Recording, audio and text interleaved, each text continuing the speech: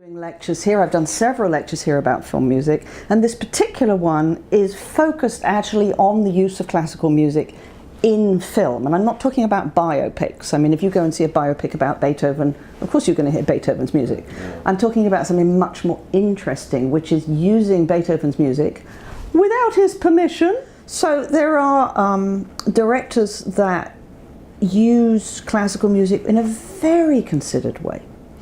And last week I talked about the King's Speech, which of course is about George VI and his terrible stammer, and how he was able, with the help of this unknown speech therapist from Australia, Lionel Logue, to somehow overcome this stammer and speak to the people. And the climax of the whole film, of course, is when he takes Great Britain to war, and he has to make the war speech, and he has to make it without stammering. Otherwise, bad things will happen. The director chose Beethoven's Seventh Symphony, and he underscored the whole speech with the slow movement from the Seventh Symphony.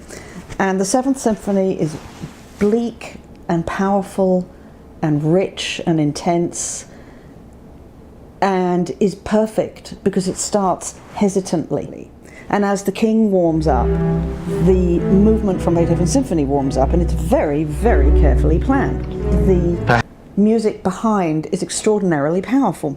As the symphony stretches across the land, there are shots of people listening and shots of people sort of weeping. It's a tremendously serious moment. It goes out to all the nations and the colonies.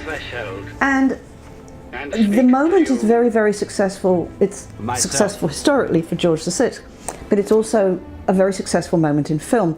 And when the film won all those Oscars, many critics said, well, that's great, but I think Beethoven should have won the Oscar because it was such a powerful moment and it was completely driven by his Seventh Symphony.